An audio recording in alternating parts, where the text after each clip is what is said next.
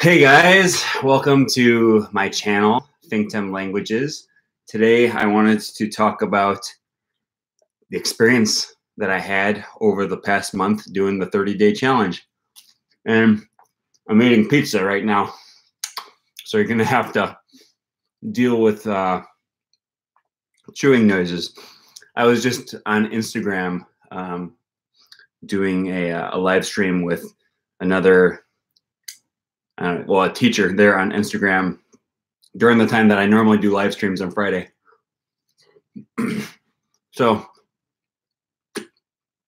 that's why this live stream is a little bit later, and I didn't have time to eat lunch, so I got pizza. Anyways, what did I learn during the 30-day challenge? A lot.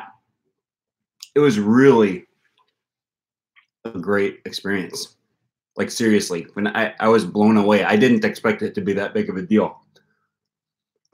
I had just done I heard damn one there. I had just done the 21-day vocabulary challenge before starting the 30-day record yourself challenge. Hey Gustavo, thanks for joining. Long time no see. I was just, oops, I'm not sure what I did there. Okay, yeah, I was just saying that I had just done the 21-day vocabulary challenge before starting the 30-day record yourself challenge. And that one wasn't as much of a success for a few reasons that I think I've pinpointed. You know, could be a multitude of reasons, but when I was doing the 21-day record yourself or the 21-day vocabulary challenge, cool. Yeah, let me know. You can leave me a comment. I'm going to finish what I'm saying, but I'll read it in a minute.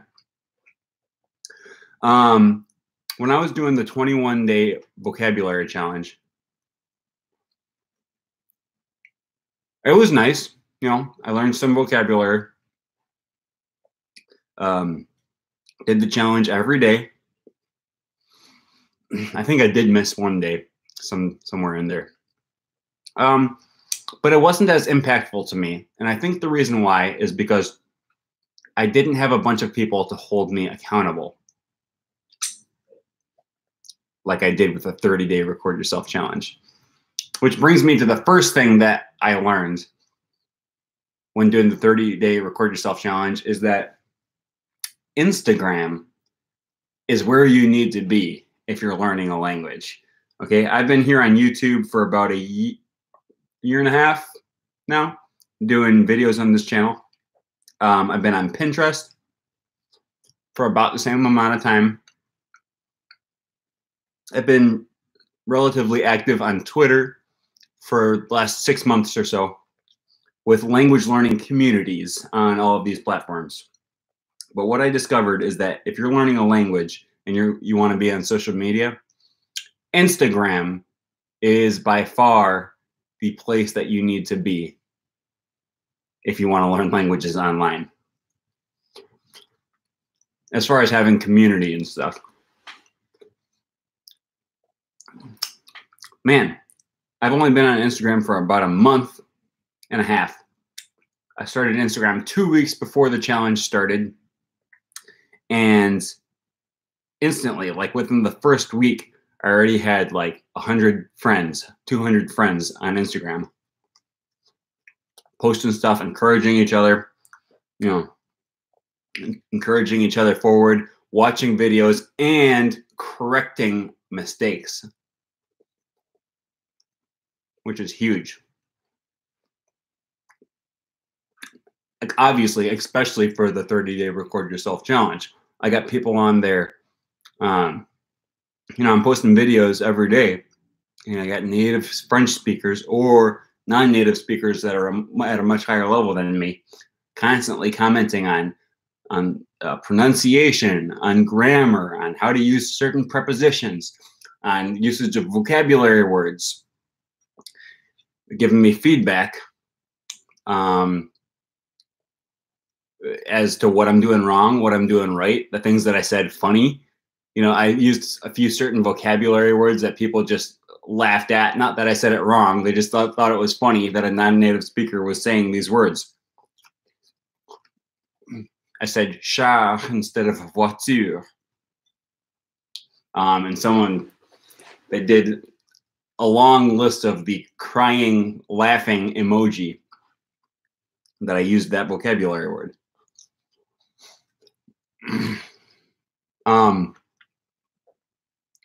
I wish I would have been on Instagram for a long time.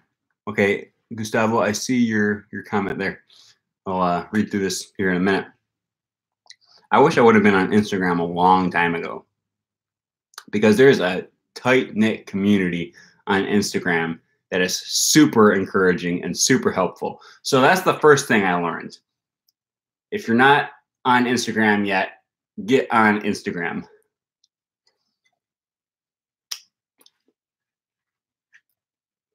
The second thing I wanted to point out is the importance of community, which I think goes along with Instagram.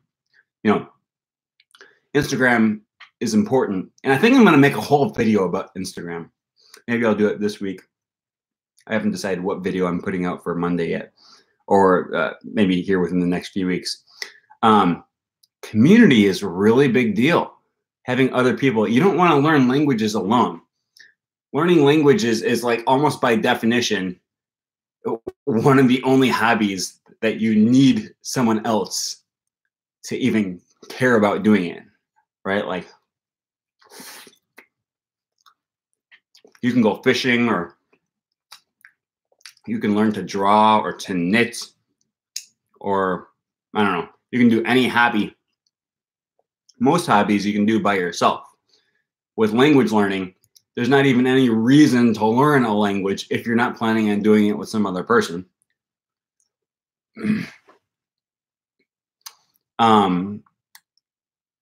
Now, with that said, with many other hobbies, if you're learning how to, I don't know, code, if you're learning how to draw, if you're learning an instrument, you're still going to want to do that in community, right? Like,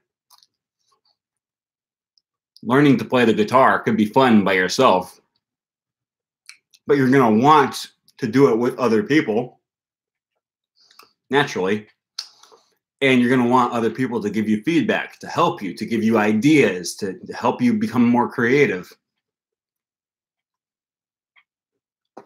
And even more so with language learning.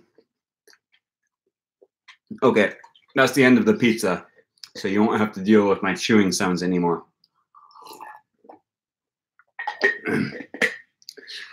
So community, helping and encouraging each other on. I wouldn't have been motivated to keep posting. I don't know if you guys, for those of you who did participate in this challenge with me, it's hard. Hey, Kevin, thanks for joining. Yeah, I know, 2 live streams in one day. It's hard to motivate yourself to keep putting out those videos. It's a lot more work than you think. And it's hard to keep motivating yourself to do it. But when you have other people waiting for your videos for that day, it's that much more of a motivation to keep doing it. So I do want to get back to this comment that Gustavo was leaving. I haven't read it yet. Okay, I want to tell you something that might be interesting to you. I used to think that learning through input was a better way, but I decided to give your method a shot and started speaking like crazy. Your listening skills can't transfer your speaking skills. Input is important, but it won't make you speak. Very true. That's why I put so much emphasis on being bold in this channel. I was just on this live stream earlier this morning with Teacher Will on Instagram. You can look him up at ask_Teacher Will. I'll put it here. I think that's what it is. Ask_Teacher Will. For those of you who are interested. And we talked for an hour just mainly about being bold, coming out of your comfort zone, being comfortable with being uncomfortable, and speaking, right? Because first of all, if you're not speaking to other people, then why are you learning a language in the first place? Like I said, learning a language is one of the few things that you can't do alone, or that you don't even want to do alone, right? You're learning a language because you want to have some kind of communication with other people. Unless you're learning Sanskrit or Latin or something. You know, maybe you legitimately just want to learn another language for the sake of reading. You know, and fine, if that's what you want, then I'm not judging that. That's fine. But that's just not what the vast majority of us want. We want to have connections with other people. And you just need to overcome your fear of speaking. You need to be able to open your mouth and speak with new people. Kevin is trying to attach the lanyard to his new camera. Ooh, new camera. That'll be interesting. I'll be looking forward to that in your videos.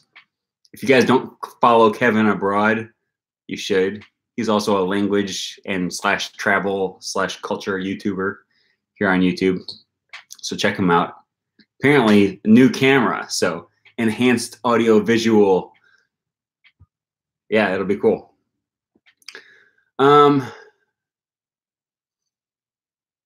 Yeah, so that was the main talking about community, specifically these YouTube un bombazo de cámara. I learned that word in Sevilla. Yeah, it's interesting because usually these Friday live streams is where I get a good dose of interaction with other language learners, other community members, other, I don't know, the people that follow my channel. I'm getting interaction, community with them. Not a whole lot of watchers, of viewers today, but that's okay. I appreciate the comments from from Gustavo and Kevin.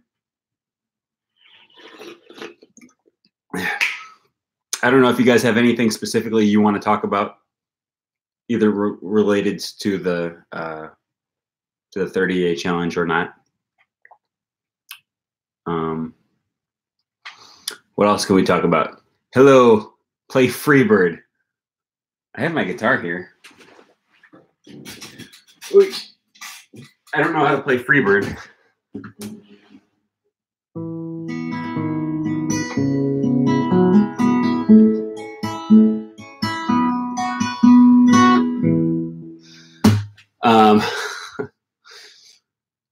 Yeah, I don't know. I guess I'm just killing time. 30-day challenge. It was a lot of fun. I did learn a lot. So one of the things that was really nice about the Ishwe de Piano Debout. Yeah. Kevin and I have long history about that story. Hey, David, thanks for joining. I forgot what I was saying. Oh, yeah. One of the things that was really nice about the 30-day record yourself challenge was all the different topics forced me to have to look up new vocabulary words every day. Now, there were some days where I just winged it. Is that how you would say that? I wung it. I would wing it every day on some days. Just pull out the camera and just go for it and say something, no matter how stupid it sounded or no matter how many errors oh gosh, I'm not that good of a singer, actually. I'm a better guitar player. I'm a better musician than I am a singer. What was I saying? Oh yeah, the vocabulary words of certain days. There were some days where I would just wing it. There were some days where I would write out an entire script and literally write out everything I was going to say. Is Kevin even abroad? I'll be the judge of that. Well, for me, he's abroad because he's not in my country.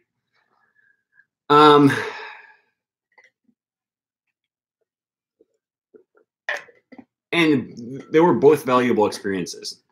The days where I would just wing it, I kind of learned to get more comfortable with just speaking fluently and working around the words that I didn't know. On days where I didn't just wing it and I actually prepared what I was going to say, I learned more because I actually had to look up vocabulary words that I didn't already know. And that was really useful. And no matter what happened, whether I was winging it or preparing it, I would still post my videos to Instagram, and I would still get feedback from native speakers and non-native speakers that were more advanced than me. So that was pretty cool. What should I play? Blackbird singing in the dead of night. Yeah, I'm definitely not going to sing for you guys. I don't even know why I still have this. Oh yeah, I said play Freebird. There. That's all you get, Kevin. That's all you get for free. If you want more, you got to go to my Patreon account.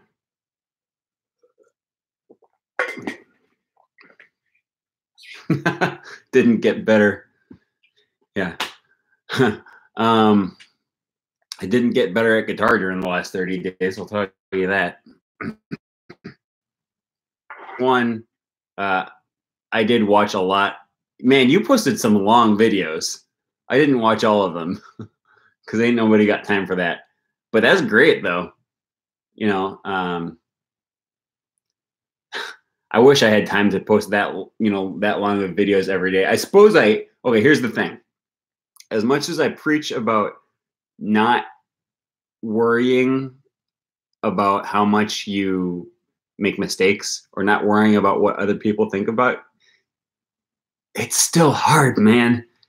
It's hard. Yeah, okay, agreed. He said, Please Clap says, yeah, I just rambled. It only takes about 10 minutes to do. And yeah, I agree.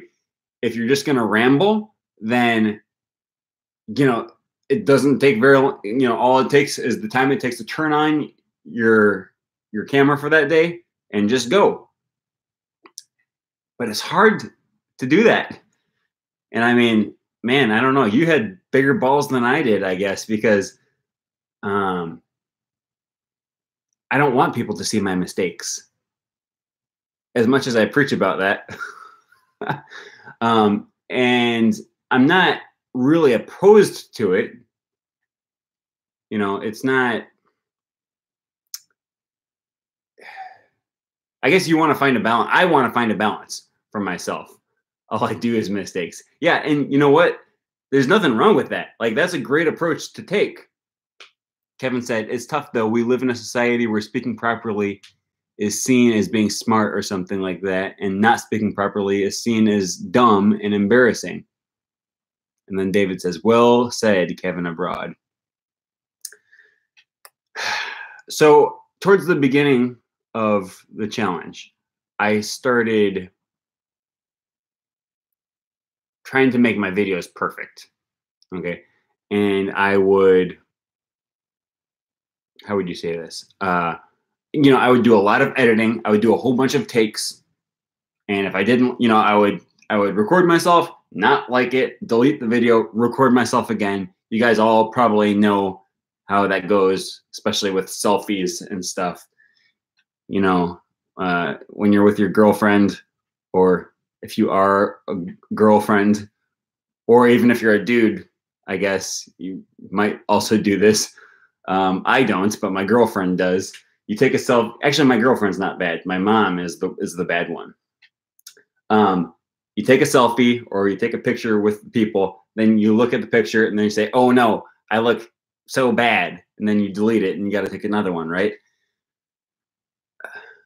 It takes a certain amount of balls to be able to just do your video in one take and then just post it to the world, whether it's good or not. That's part of the reason why I like doing live streams. Okay. First of all, live streams are just easier to do for exactly the reasons that Please Clap explained. Okay. When it's a live stream, you don't get a retake, right? And there are so many times where I stumble over my words. When I'm trying to record a video that's not live, it takes me 6 times as long to record the video because I have to keep repeating myself. I keep stumbling, and then there's a whole bunch of editing to do afterwards. So live streams are easier for me to get my ideas out there. They're faster, anyways. Takes a certain amount of humility to allow others to see you stumble over your words, which I do all the time. And sometimes I forget what I'm speaking about, and sometimes I get nervous when I'm live streaming. We're so like that in France. Yeah, I mean, a lot of cultures are like that. Police Cap says, I recorded for a long time because I wanted to see mistakes, so in the future I can see how my progress has gone. Yeah, I mean, and that's a big part of the reason why I wanted people to do the 30-day record yourself challenge, is because you're going to see that much progress over the course of 30 days, even if you're just doing 1 minute a day. Over 30 days, you're going to see a bunch of errors. You're going to see your pronunciation patterns, right? And it's going to be a big help to look at yourself in the future and see yourself the way that you are now. To be able to look back to today and see the way that you speak and see how much progress you will have made. There's a good, what do you call that, future perfect sentence for those who are learning English. You'll be able to see the progress that you will have made by that time. Okay, Kevin says, I did it in one take once and wasn't so happy, but I feel like in live streams, I just speak freely and I don't even stutter or stumble upon my words as much. Yeah, it's strange because on one hand, live streams are more intimidating because you don't get a retake. But on the other hand, live streams somehow free me because I just know when I'm doing a live stream, I just know that it's not going to be perfect. And somehow that frees me up to be able to speak more naturally, I guess. I don't know. As opposed to my actual videos that I post, that I record beforehand and post, and then I feel more constrained by the call of perfectionism,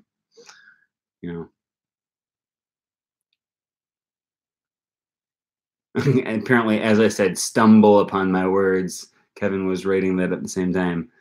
I've heard, okay, DK Master, thanks for joining us. He says, I have heard that trying to say things that you don't know how to say properly makes you form bad habits. Do you think there's any truth to that? No, I don't.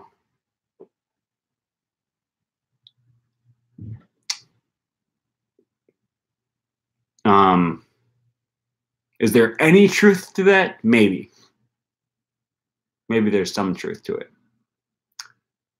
But I definitely don't think that you should not. I don't think you should use that as an excuse to not speak. Let's put it that way. That sounds like it sounds like my friend who in El Salvador said, I'm not ready to speak yet, so I'm not going to. I'm going to wait until I'm ready, and then I'm going to start speaking.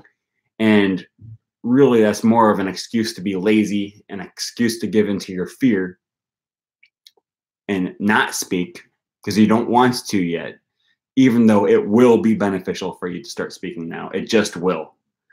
Okay? And I know it's scary and it's hard to not speak. It's hard to speak when you're not ready, but you'll just become ready faster if you start speaking now. And it sounds logical to say, oh, well, I can't start speaking now or I'll start bad habits. So I won't start speaking until I'm better, and then I won't start forming bad habits. That's a good way to rationalize it. I don't think that's as big of a danger as you might hear. Please says Steve Kaufman says he waits months before speaking. Yeah, he does. I've heard him say that before, and honestly, it surprises me. But you know, I guess not all polyglots agree. Like Benny Lewis says, you should start speaking from day one, right? And I'm kind of more in that camp too. I say start speaking before you're ready.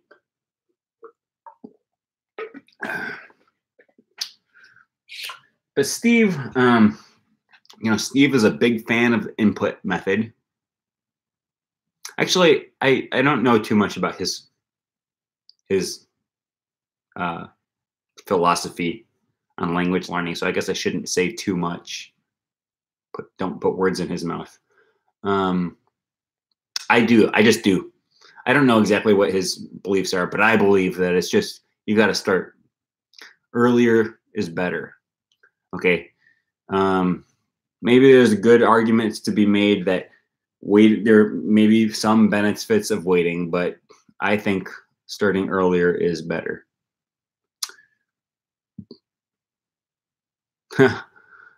Benny Lewis and his 3 months. Now, Benny gets a lot of crap for having his program called Fluent in 3 months, but I don't think it's really an issue because Fluent, man, I got this one here that just keeps like coming out like that. Fluent is such a loose word to define. You can define it any way, and if you're really dedicated and, you know, if you're really motivated to learn a language, you can learn a language really well in 3 months. Like surprisingly well, like insanely well in 3 months if you're dedicated. Are you going to be fluent? Well, again, that just depends on your definition of fluent. You know, there's a broader definition of the word fluent that can be applied to the word, in which case you will achieve that goal in 3 months. And I know for sure that Benny admits that. He goes, I take a very loose definition of the word fluent. Okay. Now I've heard other people say you certainly cannot become fluent in a language in 3 months. And you know, it's fine to say that as long as you're specifying that it's more of a narrow definition of fluent. You know, what level is fluent? Is it B2, C1, C2? Where is fluent in there? Fluent is such a wishy-washy word. Who knows what it means? Benny Lewis has a pretty good Spanish accent. He has a pretty good accent in several languages. The issue, I think, is that, yes, fluent has no real definition, i.e. anyone has their own definition and no one is right. But he knows that most people think of fluent as near bilingual, in my opinion. Yeah, although most people have a misconception of what fluent is. Like, that's true. I mean, people ask me all the time, are you fluent in Spanish? Are you fluent in French? Well, I don't know. Am I fluent in English? Like, what does fluent mean? I don't know. I don't know how to answer that question when people ask me that. What I prefer to say is I speak Spanish well. Okay? I have no problem conversing in Spanish. Does that make me fluent? Sometimes I have trouble conversing in English. Does that make me not fluent? One time when I was in Cancun, Mexico, I met some people from Manchester. I believe from Manchester. They're native speakers of English, as am I. We had a lot of trouble understanding each other. I should say I had a hard time understanding them. Seemed like they understood me pretty well, probably because they watch American movies. I had to keep asking these people to repeat what they were saying. Doesn't make me not fluent. So, I don't know. It's a broad spectrum of what it means to be fluent. And yes, there are certainly some people that will be deceived into thinking that they're going to reach a C2 level in 3 months if they follow his program. And he's honest about that. He's upfront about it. He says, you know, he lets you know what kind of fluent he's talking about. Yeah, Manchester accent. I'm sure it would take a while to get used to. Although I'm sure my accent would take a while to get used to if you're not used to it. So we've been streaming for about 30 minutes now. I am going to get going because I have homework to do and finals to prepare for. Just finished my semester. My last class is yesterday, but I still have finals coming up. So thanks for those of you who did join. Today was kind of a ramble. Yeah, homework is for nerds. Well, I'm guilty. Okay, I'm a nerd. All right, we'll see you guys later.